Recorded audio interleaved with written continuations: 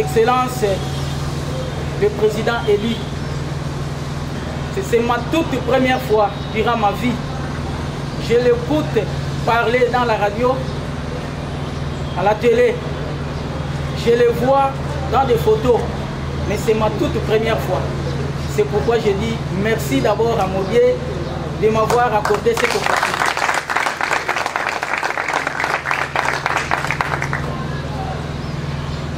Monsieur le Président Auguste Ensemblé, ce n'est pas une pièce théâtrale ni une mise en scène que je tiens à vous présenter, mais plutôt une réalité de fait que je viens de vivre dans le secteur de la Wamba, territoire de Bakata, province du Kwilu et plus précisément dans le village Misia.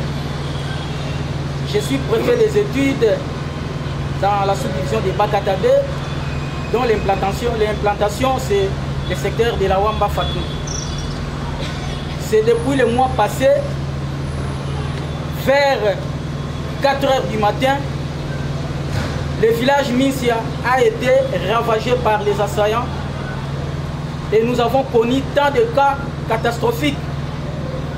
Il y a eu des morts. On tué les gens par les coups de balles et ces assaillants ont apporté les fusils de calibre 12, les fusils marque AK. D'autres personnes ont l'air fusillé, d'autres encore ont l'air égorgés. Les petits enfants, n'en parlons pas. Les enseignants, n'en parlons pas. Et un groupe de femmes étaient même violées publiquement devant leurs enfants biologiques, devant leurs fils, arrière-fils, devant leurs époux. Vraiment, c'était une situation terrible.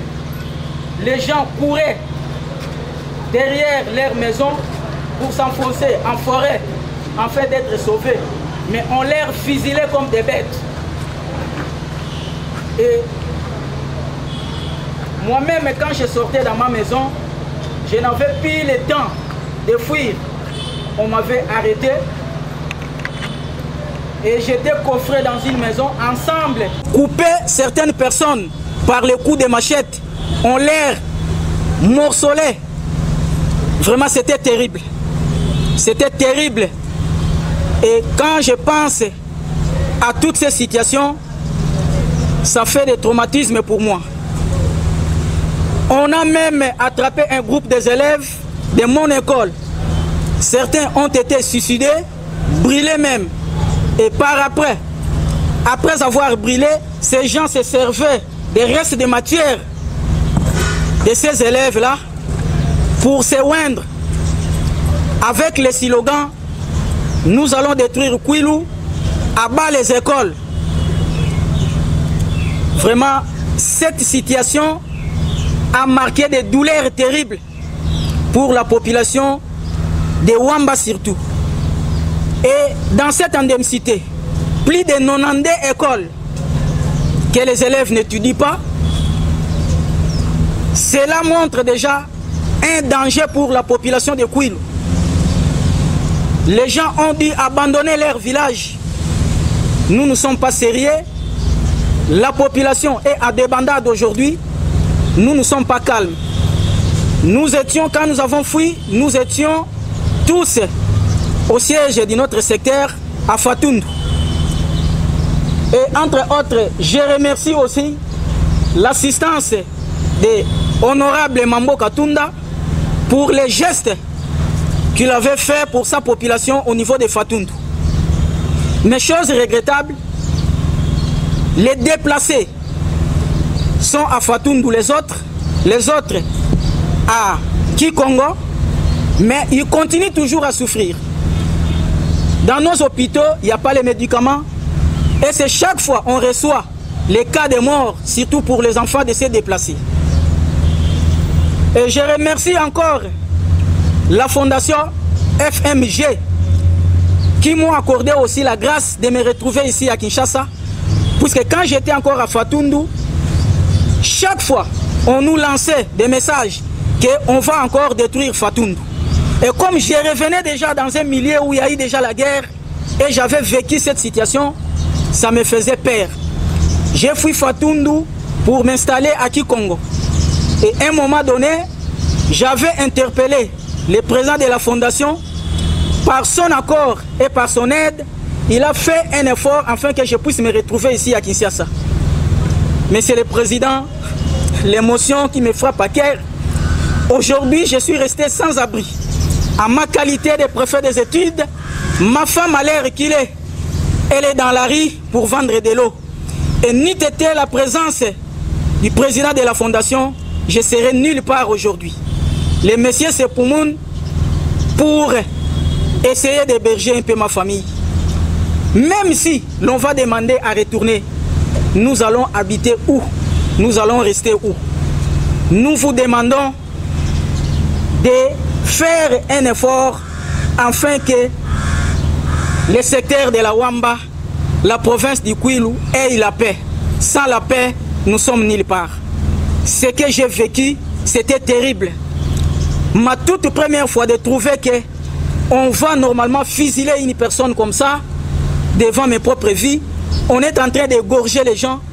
Et ces assaillants, ils étaient à côté de nous, ils prenaient même le sang des enfants, vergés dans les marmites, et on va demander même la maman ou le père de cet enfant-là, ou l'enfant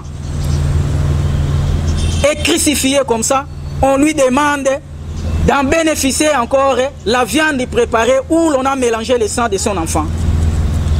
Vraiment, c'était catastrophe pour nous. Je suis à ce niveau, je suis drainé de l'émotion, Monsieur le Président. Je dis et je vous remercie. C'est pour la troisième fois aujourd'hui que nous exposons sur la situation sécuritaire dans le territoire de Bagata. Mais on ne peut pas parler de la situation de sécurité dans les territoires de Bagata sans parler de la situation sécuritaire dans les territoires de Kwamutu, dans les Maïdombe, parce que l'insécurité de Bagata a été importée de Kwamutu. Comme nous avions eu à le dire plusieurs fois, l'insécurité dans les territoires de Kwamutu est tributaire de l'incapacité du gouvernement de gérer l'État. Parce que l'histoire qui est relatée est que c'est depuis le mois d'avril 2022 qu'il y avait déjà tuerie dans le groupement de Machambé. Et c'était entre les fermiers qu'on appelle Yaka, qui ne sont pas seulement Yaka, on appelle sous le nom Yaka tous les non-originaires de Kwamutu qui occupent des fermes. Donc il y a des Mbala, il y a des Hungani, il y a des Ngoya, tous ceux qui sont venus, même des Luba, tous ceux qui sont venus et qui sont locataires des terres, qui ont des fermes, qui ne sont pas autochtones, on les appelle Yaka. Et à l'époque, le chef du groupement Machambé avait augmenté la tribu à 5 sacs de manioc ou de maïs au lieu de 2 comme taxe. Et les fermiers ont demandé de discuter avec lui. C'est après 6 mois, parce qu'il a dit aussi longtemps que vous n'aurez pas augmenté votre taxe, vous n'aurez pas payé la nouvelle taxe, aucun véhicule n'entrera ici et aucun produit ne sortira. Les fermiers ont passé plus de 6 mois sans évacuer leurs marchandises. Or, ils ne vivent que de ça. Ils ont donc entamé des discussions. Les premiers rounds de discussion a eu lieu. Il n'y avait pas de solution. Au second round, les fermiers ont trouvé les capitas parce que les chefs n'étaient pas là. Et après discussion avec le capita, ils se sont convenus de revenir pour la dernière fois quand le chef reviendra. À la fin de la réunion, alors que le fermier sortait, les neveux du chef qui est arrivé, qui a appris que ce sont des fermiers qui étaient venus discuter, qui voulaient discuter de cette taxe-là, il est entré dans leur maison, il a pris le fusil il a tiré à bout portant sur l'un des fermiers. Il a tiré sur un deuxième. Il y a eu un mort sur place et les fermiers ont réagi violemment. Ça, c'est au mois d'avril 2022. Et quand on vient nous parler de Kwamuntu, on vient nous parler de Kwamuntu au mois de mars. Et ça avait continué, ça avait déjà créé des troubles dans des villages. Jusqu'à ce qu'au mois d'août, le grand massacre s'est produit. Nous avions expliqué ici que les gens qui sont derrière, les gens qui manipulent, on ne le voit pas comme d'habitude, c'est comme dans une pièce de théâtre, ils sont derrière les rideaux. Mais ceux qui sont exposés, ce sont nos compatriotes, nos frères. C'est pour ça qu'on a donné le nom de Yaka Teke. Mais par-ci, par-là, des gens disent que nous avons entendu des gens parler des langues qui ne sont pas les nôtres. Mais effectivement, ceux qui sont derrière les rideaux, les souffleurs, on ne le voit pas. Mais l'État devait le voir parce que l'État lui gère et ceux qui sont visibles et ceux qui sont derrière les rideaux. Et alors que le gouvernement au niveau de Kwamuntu a déployé l'armée pour sécuriser principalement la circulation sur la nationale numéro 17, Kwamuntu et Bandundu-Ville, alors que le militaire faisait les ratissages, il y a quelques assaillants qui ont fui vers la province du Kwilu, donc vers le territoire de Bagata et le secteur de Wamba. Parce qu'il y a juste la rivière Kwango qui divise, qui sépare les deux provinces. Mais j'avais dit ici, au-delà de la scène macabre que notre frère a décrit ici, c'est cette scène-là. Au-delà de cela, nous avions dit qu'après beaucoup de réunions, et l'évêque Ambongo aussi l'a dit, après beaucoup de réunions, on a découvert qu'il y a eu des faux chefs coutumiers qui avaient été reçus par le président de la République, le président Félix, et que lui, il les a délégués, leur a demandé d'aller sécuriser, d'aller pacifier le coin. Et parmi les chefs, on a cité Zombi. Vous serez étonnés, dimanche déjà, il y a des frères qui nous ont dit que Zombi devait repartir. Mais dimanche, je n'ai pas voulu leur dire que nous sommes en possession d'un ordre de mission du ministre Asselo qui renvoie Zombi encore une fois avec le même groupe pour aller, soi-disant, pacifier encore Kwamuntu et Bagata. Mais les vrais chefs coutumiers disent que Zombi est un faux chef coutumier. Avec son autre grand chef Soukou qu'on appelait, ils sont des faux. Et tous les vrais chefs étaient en réunion chez Asselo ici pendant 2 semaines. Les zombies étaient ailleurs, ils n'ont jamais pris part à cette réunion-là parce que les vrais Moitayanv étaient là et les vrais chefs Soukou étaient là. Mais aujourd'hui encore, on renvoie les mêmes personnes. Allez-y comprendre, ça nous avions dit la dernière fois que le gouvernement était derrière cette histoire et connaissait ce qui s'est passé. Sinon, il ne pouvait pas reprendre la même faute, commettre la même faute qu'il avait commise, que les gens ont décrié, que les chefs coutumiers, principalement Teke, ont décrié, que l'évêque Kwambamba a décrié, que l'archevêque, le cardinal Ambongo a décrié. Et non, ça nous étonne quand même. Ces gens ont traversé chez nous, dans les territoires de Bagata, ils ont commis des exactions. D'abord au village Bukusu, le 24 septembre, où ils avaient décapité le chef du village, décapité et brûlé. Parce que eux, ils décapitent et ils brûlent. Ils décapitent, ils découpent et puis ils brûlent. Et après avoir brûlé, ils prennent de cendres. Il me semble que ça a des pouvoirs mystiques selon eux. Et comme a dit notre frère, ils mettent ça dans l'huile, c'est pas l'huile de palme ou n'importe quoi, et puis ils se mettent sur le corps. Ils ont tué donc à Bukusu. 2 semaines après, ils avaient tué à Kimpana, ils ont brûlé le village. À Kimpana, ils ont tué 2 personnes.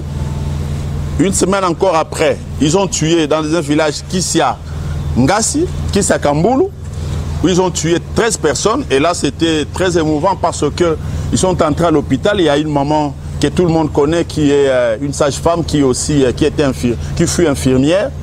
Elle travaillait, elle était à l'hôpital, elle travaillait. Ils ont découpé la maman là, ils l'ont découpé et puis ils l'ont brûlée. Ils ne se sont pas arrêtés là-bas. Ils sont allés dans le village de mon frère, à Missia. Ils sont allés 2 fois à Missia. Pour la première fois, les jeunes de Missia les ont repoussés. Et pour la deuxième fois, renforcés, ils sont revenus. Ils n'ont pas pu le repousser. En tout cas, à Missia, selon nos informations, à ce moment-là, on avait trouvé 16 cadavres. Mais comme les gens avaient fui dans la forêt, et on se disait, on ne sait pas combien sont morts dans ces forêts-là. Parce que personne n'est passé faire le comptage, l'inventaire de ceux qui sont morts dans ces forêts-là. Et comme ces gens-là n'étaient pas attaqués, comme le gouvernement ne faisait aucun effort et ne fait aucun effort, ils ont continué. Et là, ils commençaient maintenant à venir, ils envoyaient des lettres dans des villages. Ils envoient une correspondance dans des villages, ils disent, allez-y là-bas, dites au chef du village de nous envoyer 300 000, une chèvre et la boisson. Et puis les chefs s'exécutent, sinon on va attaquer son village le lendemain matin. Et ces scènes-là n'ont pas fini. Parce que la nuit d'avant-hier, samedi à dimanche, dans le village Kingala, Mubenga, 13 personnes. La nuit de samedi à dimanche. Dimanche c'est hier, le 5. 13 personnes viennent de périr, ont été tuées, massacrés par ces gens-là. Nous sommes vraiment dans l'insécurité. Dans le secteur de la Wamba, sa rive gauche est vidée. Totalement vidée. Les gens se sont déplacés, les uns sont allés à Fatundu, chef-lieu du secteur, les autres sont à Bandundu-ville, les autres dans d'autres villages, et la grande partie a finalement décidé de venir à Kinshasa. Mais comment vivre à Kinshasa? Où ils n'ont pas de boulot, parce que d'abord, nous-mêmes qui habitons ici, à 80-90%, on n'a pas de boulot. Nous sommes chômeurs, on se débrouille. Comment recevoir ces gens? Comment leur apporter secours? C'est vraiment un grand problème. Et en principe, l'État devait prendre les taureaux par les cornes. L'État devait prendre les taureaux par les cornes en mettant un dispositif sécuritaire impressionnant pour sécuriser totalement le coin et permettre aux frères et sœurs de retourner, parce que pour nous qui habitons le village, pour nous qui connaissons le village, c'est la période de récolte d'arachides et de maïs qu'ils ont sémé au mois de septembre. C'est maintenant qu'ils doivent récolter. Ils ont fui leur village, donc ils ont abandonnant les champs. Je suis très sûr que l'herbe a pris le dessus sur les semences. Et donc, ils n'auront même pas de survie. Et les enseignants qui sont payés à Bandundu ou à Fatundu sont ici. Il ne va pas quitter ici, aller jusqu'à Fatundu pour se faire payer. Comme c'est la banque qui paye, on ne payera pas à une autre personne. À moins que tu fasses un mandat, mais qui va aller là-bas? Nos frères souffrent. Nous devons donc prendre ces problèmes-là à cœur. Nous devons sensibiliser ceux qui sont sensibles. Nous devons mettre le gouvernement devant ses responsabilités pour qu'il puisse pacifier cette partie de la République. Maintenant donc que nous voulons commencer les opérations électorales, le secteur de la Wamba, les territoires des Barata et finalement la province du Kwilu sera amputé d'une bonne partie de ses électeurs. Parce que cette partie concernée, qui est juste une partie du secteur de la Wamba, avait enrôlé 22 000 enrôlés en 2018. Et si nous essayons d'appliquer un coefficient, je suis très sûr qu'en 2023, on pouvait arriver à entre 28 ou 29 000, peut-être 30 000 enrôlés. C'est quand même beaucoup d'enrôlés qui devaient se prononcer pour élire leur président de la République, leurs députés et leurs conseillers. Chers camarades, la situation est intenable. Nous vous demandons donc de prendre ces problèmes-là à cœur comme nous avons pris le problème de l'Est. On parlait de l'Est. Hein. Revenons sur ça, on parlait de l'Est. Sans savoir que nous étions un seul et même pays. Et l'inspecteur général s'est même permis de dire que c'était à 2000 km. Mais ce n'est pas à 2000 km. Parce qu'il y a moins de 4-5 jours, à 100, je pense, Doumi. Doumi, ici, ça peut faire 100 km. À 100 km, parce que Doumi, ce n'est pas dans les Kwamutu. Doumi, ce n'est pas dans les Maïndombe. Doumi, ce n'est pas dans les Kwilu. Doumi, c'est dans la commune, dans la province de Kinshasa. Doumi, c'est ici. Après la rivière Maïndombe. Commune de Maluku. Dans la commune de Maluku, ici. Plus de 13 personnes ont été découpées. Et les villageois là sont sortis parce qu'il y a des fermes. On a tué 13 personnes dans des fermes. Tous les gens là sont sortis à Doumi. J'avais vu ça d'abord sur Facebook. Après, nous avons appelé et on a eu des confirmations. C'est ici, c'est à Maluku. C'est à Kinshasa. Alors, si là-bas c'était les Teke et les Yaka, alors on se pose la question, mais ici à Doumi, c'est qui? Ici, à Doumi, c'est qui? Nous avons le droit de poser la question au gouvernement. Nous avons le droit de harceler le gouvernement pour connaître la vérité sur ce qui se passe. Parce que comme mon frère a dit, s'il disait que c'est tous les Kwilu, devant l'abandon de l'État, du gouvernement, mais ils vont faire ce qu'ils vont faire. S'ils veulent traverser d'une commune, d'un secteur, d'un territoire à un autre, ils vont le faire. Personne ne les arrêtera. Nous devons donc mettre la pression pour retrouver la paix et pour retrouver notre pays. Sinon, comme nous disons, nous risquons de perdre ces pays alors que nous n'avons que ces pays comme trésor. Voilà, Excellence Monsieur le Président, Monsieur le Secrétaire Général et tous les membres du Secrétariat Général, les cadres du parti et chers camarades du parti, l'exposé que nous pouvions faire sur la situation sécuritaire ou disons d'insécurité qui prévaut dans les territoires de Kwamutu, qui n'est pas calme, et dans les territoires de Bagata. Nous voulons quand même que vous puissiez relayer le fait que les faux chefs coutumiers envoyés autrefois viennent d'être encore renvoyés. Viennent d'être encore renvoyés. Et ça, c'est très important. J'ai dit et je vous remercie. Ce n'est pas facile de prendre des paroles lorsqu'on a suivi un témoignage aussi poignant. Parce que les scènes qu'il décrit, je croyais que c'est des choses qui se passaient seulement chez nous là-bas, à Beni, à Djougou. Et ça fait mal de comprendre que même à Kwamut, on a eu à découper des enfants à la machette, à violer des femmes en présence des membres de leur famille. Et c'est tout simplement horrible. Alors, pour ce qui concerne, je vais commencer par l'Ituri. Vous savez que la situation qui se passe au nord Kivu avec les M23, tous les yeux de la nation sont braqués là-bas. Et ça fait qu'on semble avoir oublié l'Ituri, où également la situation n'a pas changé, c'est la catastrophe. Les gens meurent, mais en silence là-bas. Les yeux de tout le monde sont rivés sur les nord Kivu, les M23. Et là-bas, les groupes armés en ont profité maintenant pour gagner du terrain. Vous avez appris qu'ils ont amené les groupes armés locaux à Nairobi 3 pour la 3e fois. Et mais malgré que les groupes armés, leurs leaders étaient là-bas, nous, on n'a fait que compter des morts. D'ailleurs, la situation s'est beaucoup empirée à Bunia, dans la ville maintenant. Ce n'est plus dans les Djougou, dans Irumu, mais c'est dans la ville. Aujourd'hui, la situation a commencé depuis le vendredi. On a commencé à enregistrer des morts dans la ville.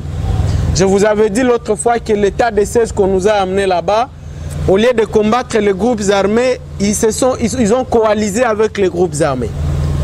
Et ils les ont fait venir, y compris dans la ville, au motif que c'est les groupes armés qui allaient sécuriser la ville.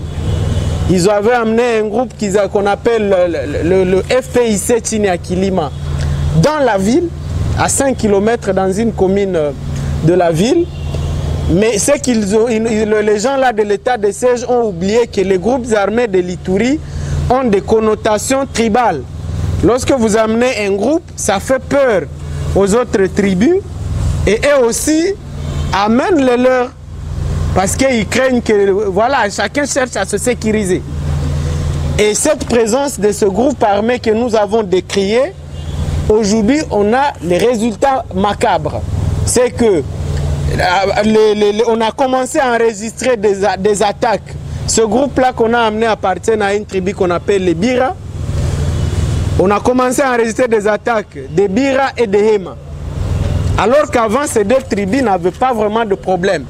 Nous avions un grand problème, c'est les Hema et les Lendo. Maintenant, ça devient compliqué parce que les Bira là, ce sont les qui se considèrent comme les natifs de la ville, du centre-ville de Bunia. D'abord, il y a eu des frustrations avec les dernières nominations de M. Tshisekedi, où il a nommé, les Bira là ne se sont pas retrouvés. Les maires de la ville ont toujours été de leur obédience. M. Tshisekedi a nommé un Hema. Et ça crée de frustration. Tous les administrateurs, aucun Bira. Tous les bourgmestres des communes, aucun Bira. Ça a créé de frustration. Et après, nous avons commencé maintenant à enregistrer des tueries de part et d'autre dans la ville. Maintenant, les groupes armés se sont mêlés depuis hier soir. Et la ville aujourd'hui, rien n'a fonctionné. Les écoles, tout a fermé, les banques, les commerces. Parce que les groupes se sont affrontés au village. Et le nombre de morts, je n'ai pas encore de précision, mais ça se compte par dizaines. Ça, c'est une situation d'aujourd'hui.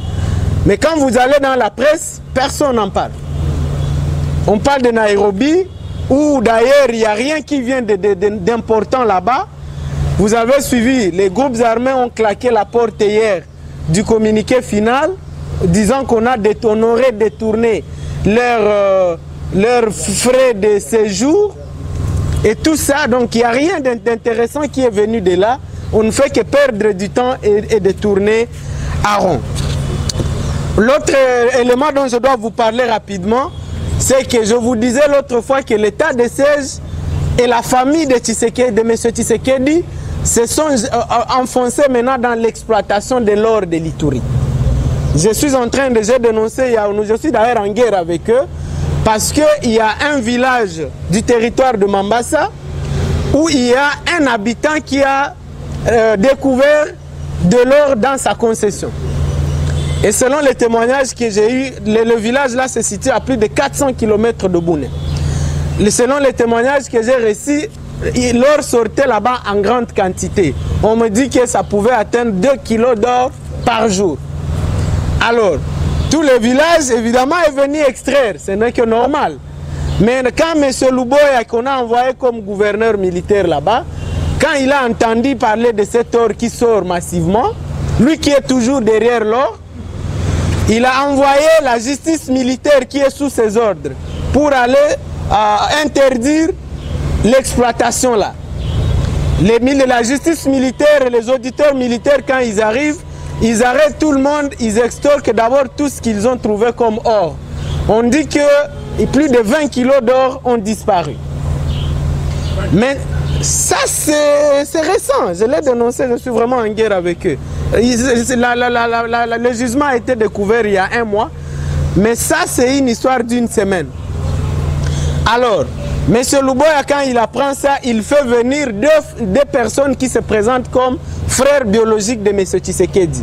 L'un s'appelle Thierry Tshisekedi, qui se présente comme étant le frère cadet de M. Félix Tshisekedi.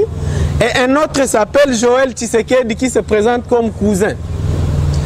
Le premier qui arrive, Thierry, il arrive à Bunia, il loue un avion, il va là-bas. Alors que la justice militaire a scellé le site. Lui, il arrive avec escorté par une armada de militaires de la garde républicaine. Il arrive, il encercle les sites. Il trouve une machine, une excavatrice, une machine, un tracteur. Il exploite tout dans la concession de quelqu'un. Il n'a pas de document, il n'est pas exploitant minier. D'abord, il est interdit de mêler les militaires aux histoires d'exploitation de l'or. Il prend tout. Le lendemain, l'autre frère là, de Joël dont je vous parle, lui aussi arrive. Thierry avait déjà pris sa part, il embarque dans son avion, il part. On me dit qu'il est parti avec environ une 50aine de kilos. À l'heure où nous parlons, le Joël là, il est là lui aussi en train d'extraire. C'est horrible. Et il est sécurisé par les militaires qui lui sont donnés par M. Luboya. Donc voilà, on prend une province des gens, on en fait comme une boutique d'une famille, alors que M. Tshisekedi n'a mené aucun projet de développement, même pas une toilette en Ituri depuis qu'il est là. Dans ce village, il n'y a ni eau, ni électricité, ni route, ni hôpital, ni école. Il n'y a rien. Et le peu d'or qu'ils ont qui devait les aider, tout est parti. Donc voilà un peu pour ce qui concerne l'Ituri. Allons maintenant au Nord Kivu. Vous êtes tous au courant de cet horrible massacre qui a eu dans le village de Kishishe, dans le territoire de Rutshuru, où lorsque les M23 sont arrivés, parce que c'est eux qui occupent le village même jusqu'à maintenant, quand ils sont arrivés, les gens, il y a eu des civils qui se sont réfugiés dans une église locale. Et les M23 sont venus, ils ont encerclé l'église, ils ont tué tout le monde, des femmes et des enfants. On parle de plus de 122 civils tués ce jour-là, mais des chiffres vont jusqu'à 250 parce qu'on dit 272. On a dû découvrir d'autres corps après. Voilà ce que l'armée rwandaise et ougandaise sont en train de faire sur notre sol. Et malheureusement, il n'y a aucune avancée sur le terrain. Les rebelles continuent d'avancer. Les combats aujourd'hui se sont déroulés dans la localité de Kichanga, maintenant c'est dans le territoire de Massissi. Parce que, comme je vous disais le mardi dernier, leur visée est d'aller occuper la route qui quitte Goma pour Bukavu, notamment la localité très stratégique de Sake. Et là où ils sont, à Kichanga, c'est à moins de 40 km de Sake. Et s'ils arrivent à contrôler cette route, comme ils ont déjà le contrôle de la route de Rutshuru, ils vont asphyxier la ville de Goma au plan économique. Mais sur le terrain, ici, on ne fait que crier, pleurnicher sur les télévisions, injurier Kagame. C'est bien beau d'injurier Kagame, mais est-ce que ça fait reculer les M23? Qu'est-ce qu'on fait concrètement? Comment on va faire pour s'en sortir? Aucune solution. Mais le régime ici est totalement affaibli, totalement au bout, dépassé, et puis ils n'imaginent aucune autre solution. Apparemment, pour eux, la dernière solution reste de commencer à injurier Kagame. Mais Kagame ne comprend pas ce langage-là. Merci. Kagame ne comprend que le langage de la force. Et on a compris que on a compris donc nous tous que EAC, comme vous avez vu, la feuille de route de Luanda, la déclaration de Luanda, vous l'avez tous lu. Il y avait des dates. On avait donné au M23 une date pour qu'elle se retire. Est-ce que le M23 s'est retiré? On avait donné une date pour que les FDLR, tous ces groupes armés étrangers, les ADF, rentrent dans leur pays. Est-ce qu'ils se sont retirés? Non. Est-ce que l'armée, la force régionale là, est entrée au combat? Non. Toutes ces dates ont été dépassées et il n'y a rien.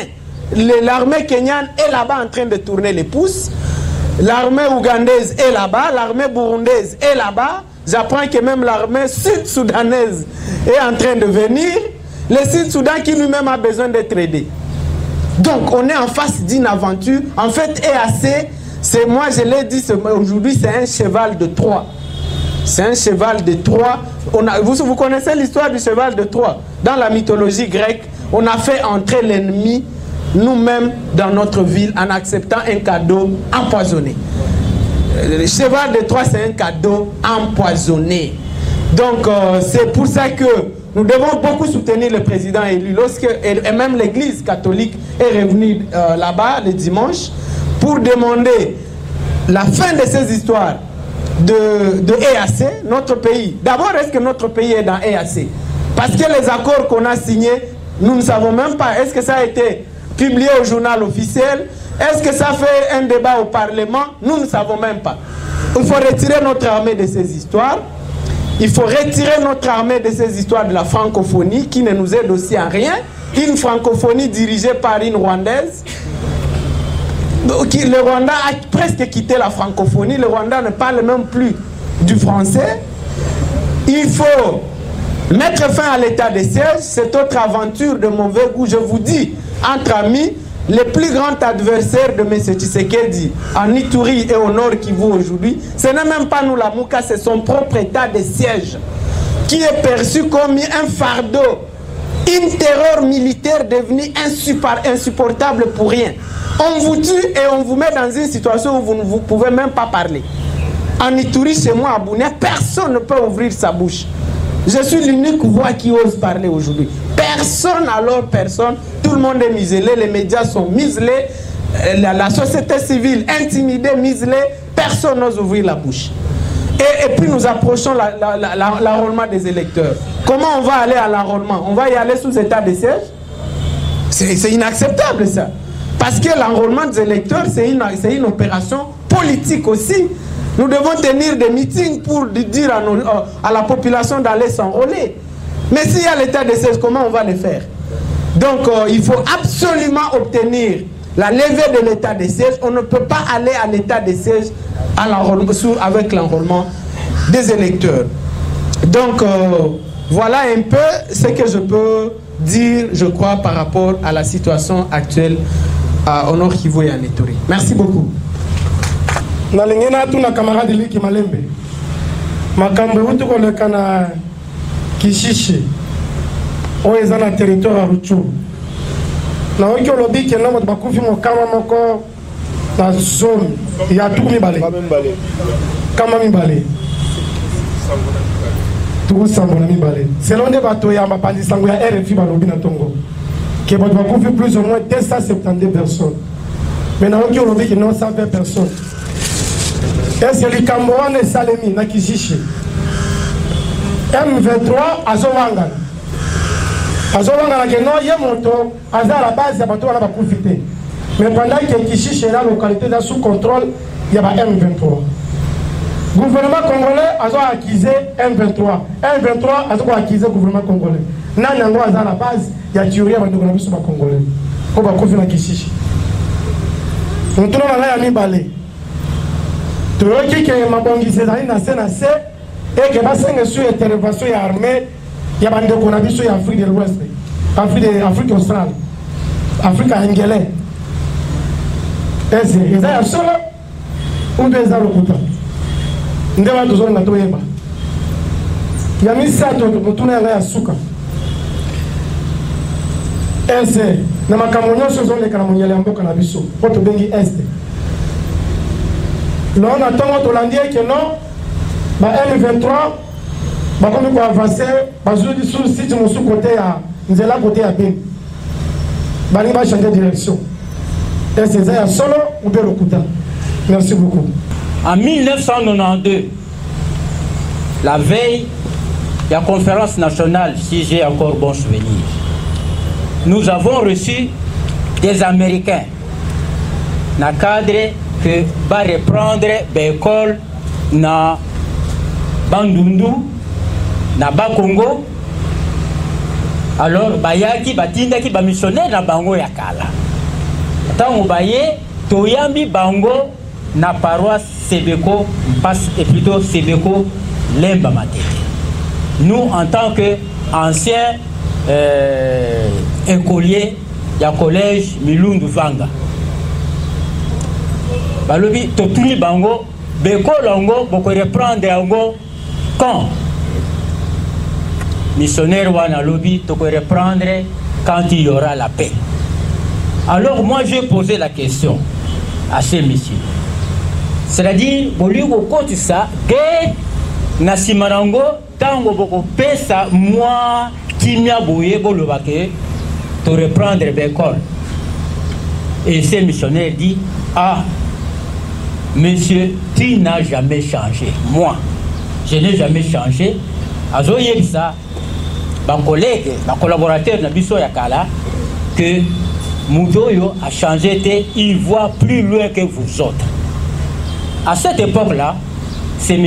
Étienne Tshisekedi qui était président, chef de l'IDPS. Et nous évoluons en tant que cellule d'analyse politique dans l'IDPS, toujours au PS à résultat, dans M. Étienne Tshisekedi. Nous lui avons dit, ces gens-là préparent la guerre. Au lieu que tu poses la question, nous sommes les Kawa, ezali semblant ya Batouana. Donc, bazali derrière M23, AFDEL, tout ce que vous voyez là, le groupe, même Batounabiso, bazali derrière. Donc, question Nangaï ezali, qu'est-ce que nous pouvons faire pour mettre fin à ces histoires-là? Dernièrement, dans le Parlement, Biswawa, il a semblé que le député Moko a consacré motion que Babinsa liste y a Batou Oyo, Bazali derrière, M23, etc., etc. Cette motion-là a été écartée. Alors, Tokosa la ligne. La vérité, c'est que Tozali une insécurité totale. Il y a des gens qui sont déjà entrés. Pasteur Ekofo. Une minute. Pasteur Ekofo, à l'Obaki, la frontière Nabiso et Zali pété. Et Boyebi, Pasteur Ekofo Lelo à Zali Wabi. Quand il a repris la déclaration du défunt cardinal Mosengo, éviter et donc dégageons la médiocrité. Tozali déjà en insécurité et tout ceci se prépare pour que donc il y ait élection. Merci camarade. Honorable, je m'en vais tout droit vous charger d'une mission qui est une mission du parti parce que je sais que même la hiérarchie ne va pas me demander l'autorisation, d'autant plus que vous avez un mandat qui ne vous appartient pas, mais le mandat du parti. Vous avez dit tout à l'heure que le gouvernement doit s'impliquer. Nous ne sommes pas au gouvernement, mais nous avons des députés à l'Assemblée nationale. Je voudrais, moi personnellement, que vous qui connaissez très bien comment le ministre Asselo a manigancé pour que les faux chefs coutumiers rentrent à Kwamout, que vous puissiez initier une interpellation à l'endroit du ministre Asselo, qu'il nous explique quelle est la raison fondamentale qui l'a poussé à faire cela. Et là, je crois qu'au niveau de décider, nous n'avons plus personne d'autre si ce n'est notre député élu de Bagata. Deuxièmement, la complicité, nous savons que c'est elle qui est à la base. Je voudrais faire une petite réflexion pour que nous ayons beaucoup d'éléments afin de démontrer, parce que quand on fait le débat, on constate qu'il y a complicité. On dit, mais Bozo, comment vous pouvez démontrer ça? À travers tous les exposés, nous avons compris que la complicité se manifeste par la préméditation et la complaisance. On prémédite. Le but, ce n'est pas seulement pour qu'on n'aille pas les élections. Ça vient après, puisque les élections, ce n'est pas tout de suite. Mais déjà, le premier but, c'est de s'enrichir. C'est un enrichissement à la fois illicite et illégal. Quand on nous dit que les frères biologiques de M. Félix sont en train d'extraire de l'or dans une parcelle d'autrui. Mais ça, c'est un souci économique.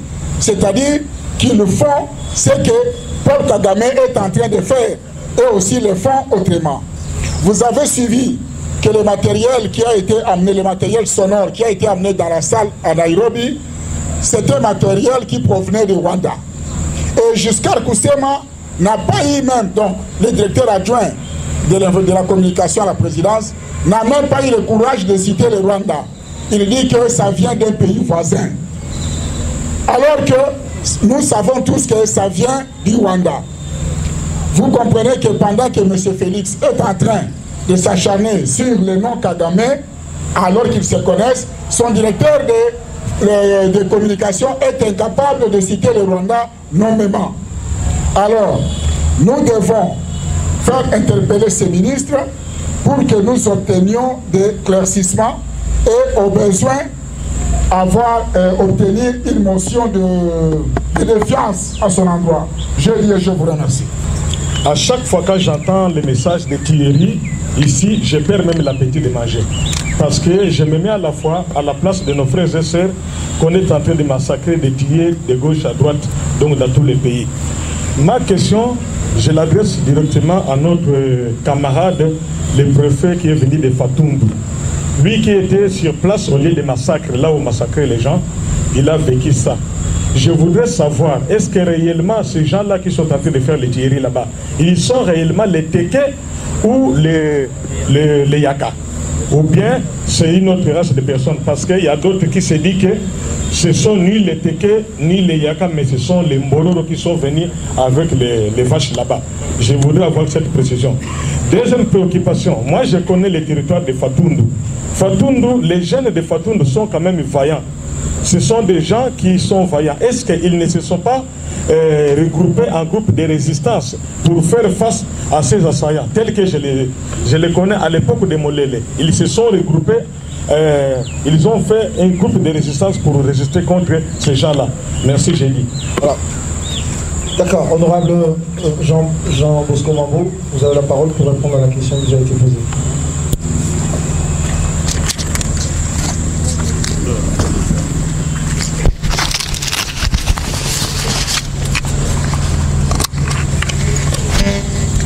Merci beaucoup. Je commence par la dernière question au sujet de la vaillance des jeunes de Fatoumdou. Les jeunes de Fatoumdou cités depuis tous ces désordres se sont organisés. À Fatoumdou cité, les assaillants ne sont pas entrés. Ils ont tenté, ils n'ont pas pu parce que les jeunes de Fatoumdou se sont organisés. Ils faisaient des patrouilles mixtes avec des policiers. Ils allaient dans des villages environnants. Ils étaient déterminés et ils sont déterminés. Jusqu'à aujourd'hui, les assaillants ne sont pas arrivés à Fatoumdou comme chef-lieu du secteur. Mais en revanche, ils sont dans des villages un peu loin de Fatoumdou où ils essayent, la misère aidant, d'entraîner avec eux des jeunes gens. Ils les entraînent, ils les amènent, ils volent une vache, ils abattent la vache et puis les jeunes gens mangent. Et ils racontent qu'ils mangent bien, d'autres amis le rejoignent. C'est ça le problème. Donc ils recrutent parmi ces jeunes-là. Ils utilisent cette ruse-là pour recruter les jeunes gens. Mais à Fatoumdou, ils ne sont pas entrés. Pour Valérie, ce n'est pas une question. Je n'ai pas dit ici déjà que nous avons déposé une question orale avec débat adressé au ministre Asselo pour qu'il s'explique au sujet de l'insécurité qui règne dans le territoire de Barata. Nous, on a fait pour Barata parce que déjà avant, l'honorable Sessang avait déposé une question orale avec débat adressée à Asselo pour la sécurité des Kwamuntu. Bon, jusqu'ici, le bureau ne s'est pas aligné cette question-là. Mais ce que vous dites aujourd'hui, c'est effectivement, c'est une autre chose, c'est une interpellation demandée à Asselo. Pourquoi la personne qu'on a décriée comme faux chef peut encore recevoir un mandat pour aller faire la même chose qu'il avait fait avant, alors qu'il n'y a aucun résultat. Donc ça pose pas de problème. Je crois que nous allons rédiger et déposer. Et on va essayer de médiatiser ça parce que l'archevêque, je reviens encore, que l'archevêque avait dit ça. Et il a dit ça à la suite d'une réunion qu'il avait eue avec tous les députés du Grand Bandundu, Maïndombe, Kouilou et Kwango. Nous tous, pendant la réunion, tout le monde a cité Zombi là, qui n'est pas chef coutumier, il est un faux chef coutumier. Et on s'est demandé comment il était reçu par Félix, alors qu'il était un faux chef. Et on s'est demandé comment il n'était pas arrêté jusqu'aujourd'hui. Maintenant, on se pose la question, comment on le retourne encore? Il faut quand même qu'il nous explique. Je pense qu'on va le faire. Merci beaucoup. Par rapport au massacre de Kishiché, Oui, j'ai commencé par donner, parce que le massacre a eu lieu le 29 octobre, de novembre plutôt. Mais les premiers chiffres qui avaient été communiqués étaient justement de plus de 122 victimes. Mais les chiffres ont évolué. Aujourd'hui, nous sommes les 6 et il y a eu des ajouts. C'est pour ça qu'on parle maintenant de 272. Donc, alors, qui est responsable de ce massacre? C'est le M23. C'est le M23 qui contrôle là-bas. C'est lui qui est là-bas, qui a massacré, qui a trouvé des gens dans une église. Maintenant, comment le M23 se défend? Comme vous connaissez ces gens dans leurs mensonges de tous les jours, ils disent que voilà, l'armée a fait venir des miliciens, Maïmaï ou quoi, locaux, et c'est eux qui sont morts. Bon, et ils parlent même. Au moins, je lis les charabia, en tout cas, excusez-moi de les appeler comme ça du M23. Je les ai lus où ils reconnaissent oui, civils tués. C'est déjà un début. Ils reconnaissent qu'il y a eu des morts, c'est tout. Alors, j'apprends que le gouvernement de M. Tshisekedi aurait saisi la CPI. Mais est-ce qu'ils ont mis un dossier ficelé, un dossier fouillé, des preuves irréfutables? Connaissant la légèreté de ce régime, ils risquent d'aller seulement là-bas, ils disent, on saisit, et puis il n'y a pas de faits, des preuves pour évidemment charger les gens du M23. Et puis il ne faut pas parler du M23, il faut charger les chefs du M23 qui se trouvent être M. Kagame. Alors, la question de la SADC.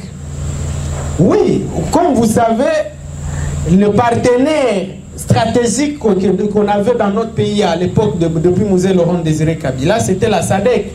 En 1998, lorsque le Rwanda crée le RCD Goma, Mosé a dû recourir à la SADC. Vous avez vu les Zimbabwéens ici, les Angolais, les Namibiens, tout ça, ils sont venus et ils ont aidé. Mais quand M. Tshisekedi arrive par les voies que vous tous vous connaissez que le pouvoir de M. Tshisekedi vient de Nairobi. Quand le président élu est désigné candidat commun de l'opposition à Genève, qui a trahi l'accord le lendemain matin? C'est les deux premiers traîtres, vous les connaissez, et ils sont allés se regrouper à Nairobi, sous les auspices du même monsieur ici, M. Uhuru Kenyatta. C'est là où il faut partir pour comprendre ça. Et M. Uhuru Kenyatta n'est pas en train de faire tout ça pour rien. Il a acheté les grandes banques ici. Qui a acheté BCDC? Qui a acheté TMB? C'est les Kenyans. Donc, c'est pas pour rien. Alors, maintenant, c'est comme ça apparemment que dans les COP qu'ils ont fait pour se faire nommer au pouvoir et voler le pouvoir du président élu, c'était d'amener notre pays à EAC. Et de nous enlever dans SADC et nous amener dans EAC. Ce qui surprend, c'est que c'est M. Mbosso qui était dans une histoire de parlementaire de la SADC qui a encore demandé à la SADC de nous aider. Est-ce que ces régimes, est-ce que ces gens comprennent? Eux-mêmes, ils ont tourné le dos à la SADC, ils se sont amenés dans une organisation des envahisseurs, ils ont amené des armées ennemies chez nous. Ils ont ouvert la porte de notre pays à toutes les armées ennemies, de l'Ouganda, du Rwanda, du Burundi. Et maintenant, il se trouve qu'ils ne vont que d'erreur en erreur, ils reviennent au SADC. Est-ce que quelqu'un va les écouter? Qui peut les prendre au sérieux? Donc, ce sont des gens tout simplement à dégager. Si nous étions dans un pays normal, ces gens auraient déjà démissionné. Parce que toutes leurs méthodes ont échoué. Tout ce à quoi ils ont touché a échoué. C'est l'humiliation, c'est l'échec, c'est tout simplement. Et ils n'ont pas d'autre solution à part échouer indéfiniment. Et ce qui est curieux, c'est que c'est ce genre de personnes qui disent oh, ils veulent notre mandat. Mon Dieu. Alors, on me demande est-ce que le M23 est vers la route de Beni? Non, non, pas vers Beni. Écoutez. Rutshuru est très loin de Beni. Beni, c'est à plus de 400 km de Goma, au nord de Goma. 400 km. Non, mais non, pas 400, plus de 600 d'ailleurs. Plus de 600 km au nord de Goma. Et Rutshuru, où le M23 se trouve, c'est à une 70 km quelque chose. Et ils sont jusque-là sur le pont Mabenga, c'est à 5 km de Kiwanja. Donc, en plus, ils ne sont pas à plus de 80 km de Goma. Alors que Beni, je vous ai dit, c'est à 600 km. Donc, ils doivent prendre tout ça. Le parc national de Virunga, ils doivent prendre Kanyabayonga, ils doivent prendre Kirumba, ils doivent prendre Butembo. Et puis, Butembo est à 50 km de Beni. Il faut continuer. Donc, ils ne sont pas encore à Beni. Et il ne faut pas qu'on vous fasse croire ça. Beni et Goma, c'est plus de 600 km. Alors, qu'est-ce que nous faisons? C'est la question qu'on me demande. Bon, devant cette situation, qu'est-ce que nous faisons? Je voudrais d'abord vous démontrer rapidement et finir par là que ce régime, le M23 a commencé comment? Dans les montagnes de Runyoni, à la frontière rwandaise, ils sont descendus lentement, ils ont pris Bunagana, Bunagana qui est un poste douanier. Les chiffres de la DGDA donnent entre 500 et 700 000 $ de recettes douanières chaque mois à Bunagana. Ce régime a laissé le M23 contrôler Bunagana pendant plus de 4 mois, en train de prendre 500 à 700 000 $ chaque mois. Le M23 a amélioré sa santé financière, il s'est procuré des armes. Et le M23 a continué, il a pris Kiwanja, il a pris Rutshuru, il a pris Rumangabo, il a pris Kibumba. Et il est maintenant sur la route de Massissi. On ne fait rien. On leur laisse encore le temps de s'organiser pour qu'ils aillent prendre Goma. Parce que tout ce temps ici qu'on est en train de perdre, et ils s'organisent, ils recrutent. Ils ne sont pas distraits. Nous ici, qu'est-ce qu'on fait concrètement? Aucune solution. Ces gens dans leur populisme, ils ont pris des avions, c'est pas d'attendre quelle époque, ils ont mis de la... Non, ces gens, ils nous ont tout démontré. Ils ont dit qu'ils ont acheté de nouveaux avions. Des guerres, des Sukhoi. Est-ce que c'était vrai? Mais c'est des vieux avions. Ces avions datent, on dit, de l'époque de M. Laurent Désiré Kabila. Donc, c'est ça. Et ces gens ne sont que dans le populisme, le mensonge, alors que sur le terrain, il n'y a rien qui est fait pour nous enlever de cette situation. Merci beaucoup pour la parole, Monsieur le Président élu, chers membres du Bureau national, cher Banamboka. Je commence ce résumé par une interpellation. Cette interpellation est d'autant plus profonde que nous devons tous la méditer. De par l'histoire de notre combat, l'expérience de tous les messages à la nation, tous les points de presse tenus par le président élu, cette expérience a démontré que dans la vie politique, de manière particulière, et dans la vie en général, lorsque vous êtes conscient et convaincu que vous défendez la vérité, même si vous êtes seul, même si les gens vous insultent, même si les gens se moquent de vous, puisque vous êtes convaincu,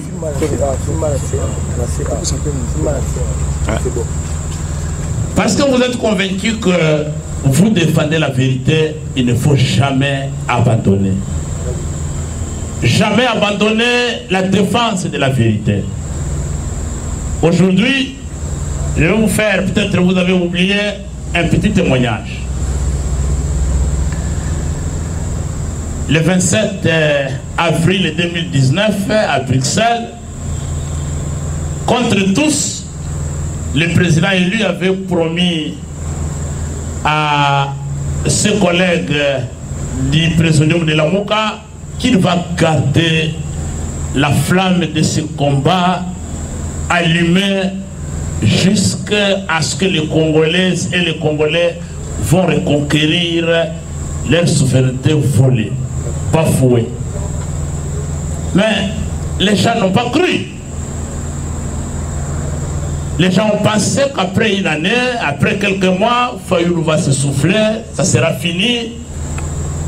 Mais aujourd'hui, ceux qui n'avaient pas cru sont en train de comprendre que lorsqu'un homme est déterminé dans la vérité, ceux qui ne l'ont pas cru vont le rejoindre.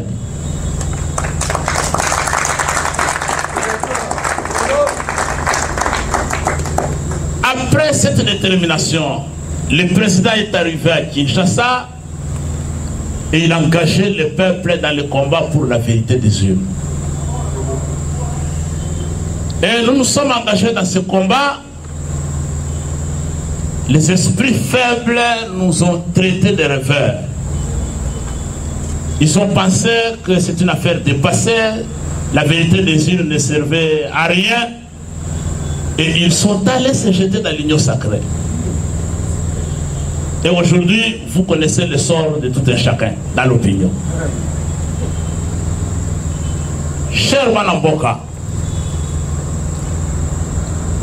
il y a un temps, je vais peut-être aller vite pour terminer par là,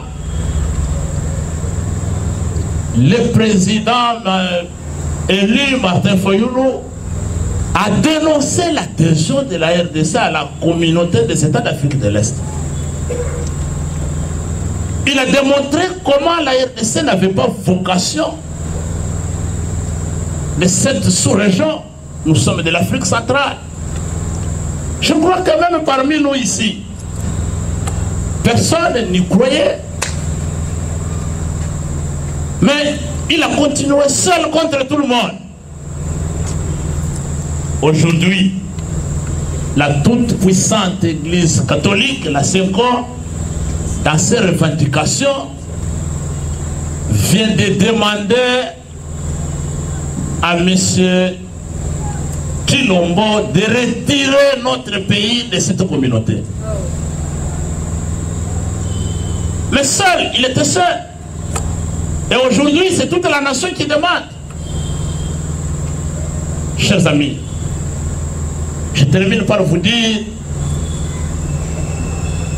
le président élu a insisté que Tshilombo et Paul Kagame sont ensemble.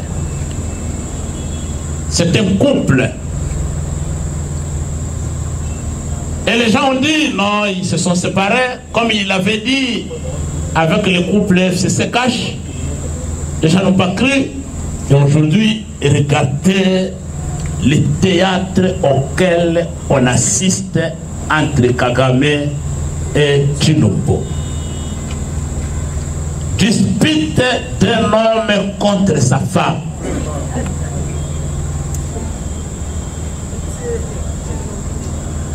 Kagame, aujourd'hui, reconnaît que Tshilombo n'a jamais gagné l'élection. Est-ce que ça, c'est une nouveauté pour nous? Non. Mais au moment où il était à la tête de l'Union africaine, où il pouvait faire cette déclaration, ils ont préféré signer un deal obscur qui a permis un transfert malhonnête et nocturne du pouvoir entre Kabila et Tshilombo. Et comme si Tshilombo ne se prenait pas lui-même au sérieux, il réunit des jeunes politiquement sélectionnés pour aller répondre à son partenaire, à son ami et frère. Et de manière trop légère. Et c'est aujourd'hui que Tshilombo dit aux Congolais que Kagame est le président que l'Afrique ne méritait pas, ou l'Afrique ne mérite pas. Lorsqu'il a appelé au sein du monde entier un partenaire fiable, il ne savait pas que Kagame, c'est un criminel, c'est un assassin. Lorsqu'il a signé avec lui les accords financiers, lui confiant notre or, notre coltan et faisant de nos sociétés, de nos entreprises, des sociétés mixtes avec l'armée rwandaise. Ils ne savaient pas que c'est un monsieur dont l'Afrique n'a pas besoin. Lorsque Chilombo ramène un Rwandais, l'installe à Goma, et Rwandais fait des rotations, des dizaines de rotations par jour à Kinshasa. Qui est-ce qu'on a mené à ces avions-là? Ils ne savaient pas que Paul Kagame n'est pas un président que l'Afrique mérite. Chers amis, vous voyez l'irresponsabilité dont on a parlé. Être irresponsable, ce n'est pas une injure. C'est une évidence. On la constate, cette évidence, dans votre vécu quotidien, dans votre comportement de tous les jours. Mais Kagame vous dit que c'est un spécialiste de la guerre.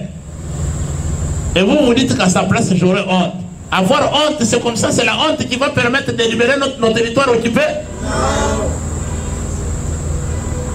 Si tu as honte de ton mari, alors il faut démissionner à la tête de l'État.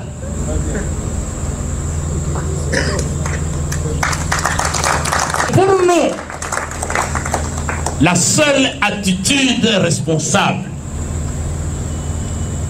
c'est le recrutement, la formation, l'entraînement, l'équipement de notre armée. On abandonne l'armée à son triste sort, on se lance dans les affaires, comme on vient de nous décrire. Tout le monde est à la recherche d'argent, course à l'argent, et on s'amuse avec la vie des Congolais. Pendant que vous faites les amusements avec Paul Kagame, des disputes du couple, agacé par la flamme de liberté et l'exigence de notre souveraineté telle que le président élu est en train de l'allumer. Agacé par la pression de toutes parts de notre peuple, le couple a craqué. Les indiscrétions du foyer sont sorties sur la place publique. Et ce qu'ils doivent savoir, que nous n'avons de sympathie ni pour l'un ni pour l'autre. Et merci, pendant qu'ils sont en train de s'amuser, parce que le Nord Kivu s'abrite, mais nous sommes déjà à Kinshasa. Qu'est-ce qu'on fait? Ça a commencé à Kwamount. Et on a pris comme ça, à la légère, la situation. C'est parti vers le Kwilu, Bagata, Fatundu, Wamba, tel qu'on vient de décrire. Une centaine d'écoles abandonnées, les enfants n'étudient pas. Tout le monde en brousse. Et comme si les gens ne comprenaient pas leur irresponsabilité,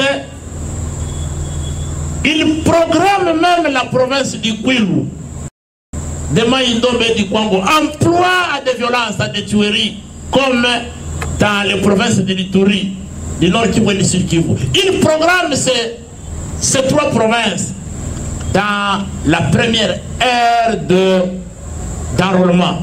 Comment vous allez enrôler en décembre ici, dans les Kwilu? Comment vous allez enrôler dans les Maïndombe? Maintenant, on se demande même nos amis qui sont en train de fouiller ici, à Maloukou. Tout cela, chers amis, c'est de l'irresponsabilité. Voilà pourquoi, mes chers camarades, chers Banamboka, notre salut est dans l'intensification des manifestations publiques. Notre salut est dans notre résistance et notre autoprise en charge. Nous devons participer à toutes les manifestations publiques contre la balkanisation de notre pays, contre l'adhésion de la RDC dans cette communauté des assassins et des agresseurs de notre pays. Voilà pourquoi nous avons des grands rendez-vous au cours de ce mois, et à tous ces rendez-vous, nous devons être massivement présents. Déjà, c'est samedi. C'est samedi 10 décembre, à la cathédrale protestante du cinquantenaire, du centenaire plutôt, merci président, il y a un grand culte qui sera organisé toujours pour prier en faveur de nos forces de sécurité et de défense.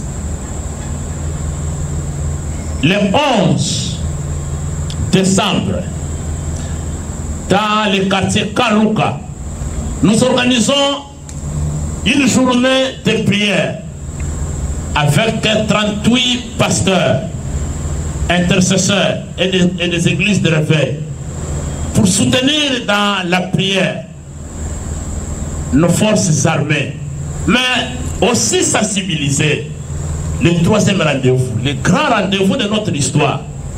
Et ce rendez-vous, le troisième, celui du mardi 20 décembre, à midi, 5 minutes, a été décrété par le président élu dans la dernière adresse à la nation. Cher Banampoka, responsable de toutes les structures du parti, dès aujourd'hui, dans nos cellules, dans nos noyaux, dans nos sous-sections, dans nos sections, dans toutes les provinces, nous devons commencer à nous préparer. Le mardi 20 à midi, nous devons nous mettre à genoux pendant 5 minutes, implorer le Seigneur pour donner la force et la forte conviction à nos forces armées, à nous-mêmes, de façon à libérer notre pays. Ne dormons pas. Cette journée du mardi 20 décembre, c'est notre journée. Nous devons en parler à nos pasteurs, à nos prêtres, partout où nous sommes. Il faudrait que ce jour-là qu'on sente que mot d'ordre a été donné et que nous devons prier, nous tous, pour nos FARDC, pour tous nos services de sécurité et de défense et pour nous-mêmes, de façon à maintenir la pression. L'opinion internationale doit constater que les Congolaises et les Congolais de l'intérieur comme de l'extérieur, nous sommes déterminés à vaincre l'ennemi et à bouter hors nos frontières les agresseurs de notre pays. Je vous remercie.